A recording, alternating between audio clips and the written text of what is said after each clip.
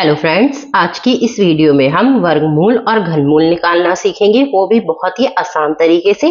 तो सबसे पहले हम वर्गमूल और घनमूल के बारे में थोड़ा सा जान लेते हैं। देखिए, अगर किसी संख्या पर ये चिन्ह लगा हुआ है तो इसका मतलब है हमें उस संख्या का वर्गमूल निकालना है। वहीं अगर किसी संख्या पर ये चिन्ह लगा हो और उसके साथ छोटा सा 3 भी बना हो तो इसका मतलब है उस संख्या का हमें घनमूल निकालना है। तो सबसे पहले हम वर्गमूल निकालना सीखते हैं। जैसे यहाँ हमें 576 का वर्गमूल निकालना है, तो इसके लिए हम क्या करेंगे, सबसे पहले 2 लाइन खींच लेंगे, एक खड़ी एक पट, और जिस नंबर का वर्गमूल निकालना है उसको इसके अंदर लिख लेंगे। अब हमें इसको सबसे छोटी संख्या से भाग लगाना है। तो सबसे छोटी संख्या तो 2 होती है, तो हम इसको 2 से भाग लगा कर देखेंगे।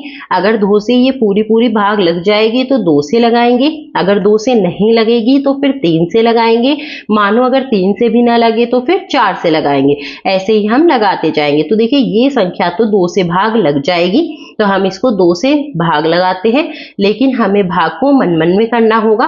देखिए, यहाँ लिखा हुआ है 5, तो 2 से लगाइए, ये जाएगा 2 दूनी 4। यहाँ 1 बचा होगा, 1 ने 7 को मिलकर 17 बना दिया, ये जाएगा 2 अट्ठे 16। फिर से 1 बचा होगा, फिर से जाएगा 2 अट्ठे 16। अब जिन लोगों को ऐसे मन मन में भाग करना नहीं आ रहा है वो लोग यहाँ साइड में ऐसे कर सकते हैं, जैसे 2 दूनी 4 माइनस करेंगे, 1 बचेगा, 7 उतार लेंगे, 2 अट्ठे 16 माइनस करेंगे, 1 बचेगा, 6 उतार लेंगे, 2 अट्ठे 16।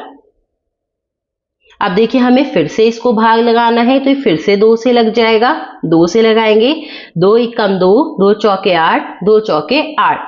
फिर से 2 से लग जाएगा, 2 सत्ते 14, 2 दूनी 4। फिर से 2 से लग जाएगा, 2 तिया 6, 1 बचा होगा, 2 छंग 12।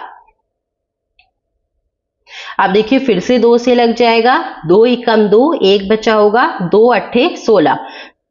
फिर 2 से लग जाएगा, 2 नम 18। अब देखिए, यहाँ आ गया 9। अब 9 तो 2 के टेबल में नहीं लग सकता, तो अब हम आगे बढ़ते हैं, 3 से लगाते हैं, ये जाएगा 3 तिया 9।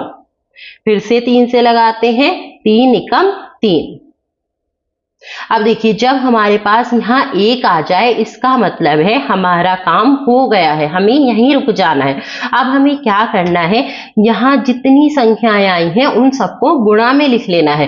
तो देखिए, कितनी संख्याएं आई हैं यहाँ पर, 1 2 3 4 5 6, 6 बार तो 2 आया है, तो यहाँ लिख लेते हैं 1 2 3 4 5 6। और देखिए, 2 बार 3 आया है, तो 2 बार 3 लिख लेते हैं।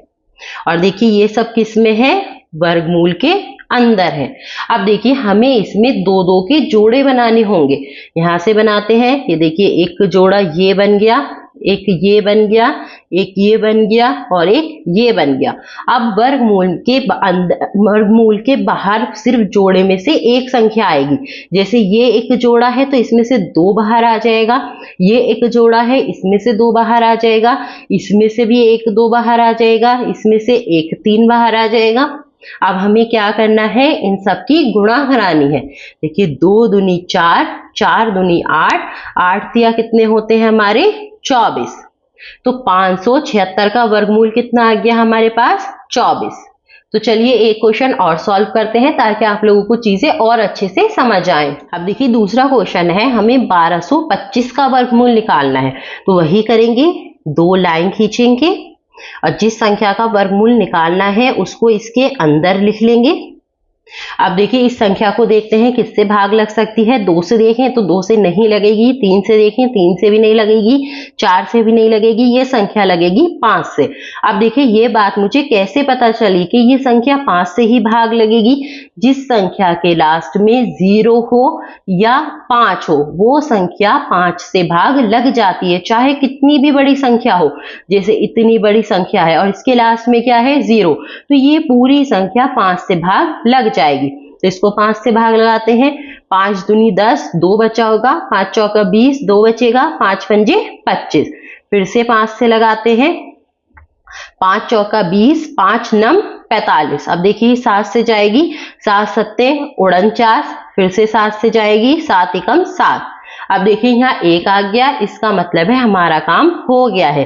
अब हमें इन सारी संख्याओं को गुणा में लिखना है, तो इन सारी संख्याओं को लिख लेते हैं, वो भी वर्गमूल के अंदर। 5 गुणा 5 गुणा 7 गुणा 7। अब दो दो के हम जोड़े बना लेते हैं, एक ये बन गया, एक ये बन गया। अब हर एक जोड़े में से एक संख्या बाहर आएगी, इसमें से एक 5 बाहर आ जाएगा, इसमें से एक 7 बाहर आ जाएगा। ये हो जाएगा 5 सत्ते 35। तो हमारा वर्गमूल आ गया 35। तो चलिए एक घनमूल का क्वेश्चन और करते हैं।